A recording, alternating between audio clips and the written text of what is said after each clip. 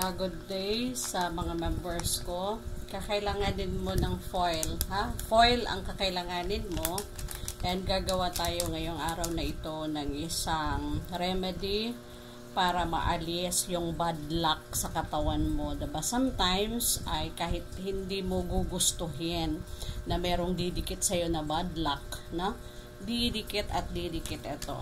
Bakit kaya? Dahil minsan ang ating isip ay nagiging magneto ng negatibo. Kaya lagi kong sinasabi na iwasan ninyo yung mag-isip ng mga negative kapag ka nagmamanifest ka ng mga kailangan mo sa buhay. And hindi mo kayang gampanan, no, sa isipan mo, hindi mo kayang gampanan talaga na maging positibo sa buhay. So, iyon ang magiging hadlang upang makuha mo ang successful na manifestation sa iyong mga gusto. So, ngayon, ang ating kailangan ngayon ay tatlong bagay lang yung kakailanganin mo. And eto siya ay kailangan natin ng Himalayan salt ito.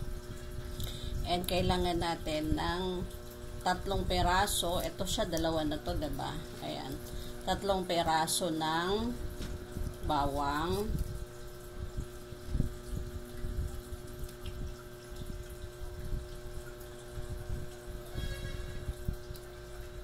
Para maalis yung yung kakayahan nito na alisin niya sa buhay mo. So, kayang-kaya niya alisin dito lahat ng mga bad energy sa katawan mo.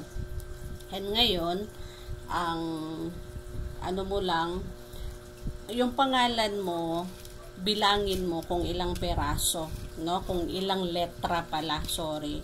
Kung ilang litra yung pangalan ay siya ding letra or siya ding numero or bilang netong mga cloves. So, kung ang pangalan mo ay consist sa 5 letra, so 5 din ang ating kukuhanin. Pagkatapos ay ayan, no? Ito siya. And meron ka ng foil, no? Yung mga bumibili kayo ng chicken, tapos 'di ba meron yan mga meron yan foil. So pwede niyong ibalot dito. So sa akin, no, ito siya foil na rin ito, 'di ba? So ipapasok mo dito yung ayan, at saka itong cloves. Ayan. Pasok mo. Tapos, kumuha ka na rin neto.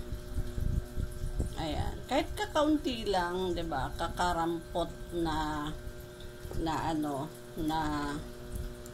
kakarampot lang netong ayan. Ito kasi wala akong foil na available. So, ito ang aking ginamit.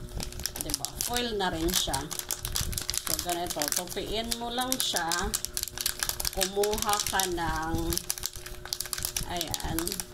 So, kumuha ka ng red na anong tawag na ito? Red na panali. Pulang panali. Itali mo dito. Pagkatapos, kapag naitali mo na, ganito lang ang gagawin mo kapag naitali mo na, ha?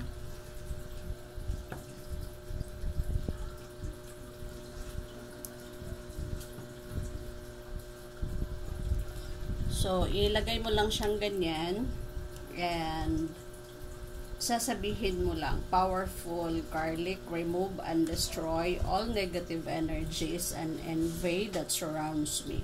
I only accept protection of divine light, prosperity, and success. I am going to get what things are belongs to me. So, ganun lang yung sasabihin mo. And pagkatapos ay i-chant mo dito yung ating chanting mantra. No? I always have all the money that I need, and I cannot help but to attract a lot of money into my life. Pagkatapos nun, 7 beses mo yon sasabihin. Pag natapos mo yon, ilalagay mo ito sa dibdib mo ng mga 1 minute or 2 minutes. Pagkatapos, ilagay natin ito sa ilalim ng ating unan. Ito ay pwede ninyong gawin tuwing Sunday. Sunday lang, and gagawin ito ng mga oras ay 6 a.m. hanggang hindi nagte-12 noon. Pwede mo pa itong gawin. Pagkatapos noon ay hayaan mo siya sa unan mo good for 7 days. Pag nakapitong araw na, bubuksan mo ito. Pagkatapos, makita mo doon kung ano nangyari dito sa nilagay mo sa loob. Kung sakaling umitim ang anong tawag neto, umitim yung garlic na nilagay mo dito, meaning na na-absorb niya lahat ng mga negative energy. Also yung evil eye, diba? Yung mga tao na, alam niyo ba, ito ay very effective. Yung mga tao na nagwi-wish sa inyo na wini-wish nila sa iyong pangalan na mga masasama, magbabalik yun sa kanila, magbabackfire. And also protection, ito sa lahat-lahat ng kakailanganin mo sa buhay, i-attract niya.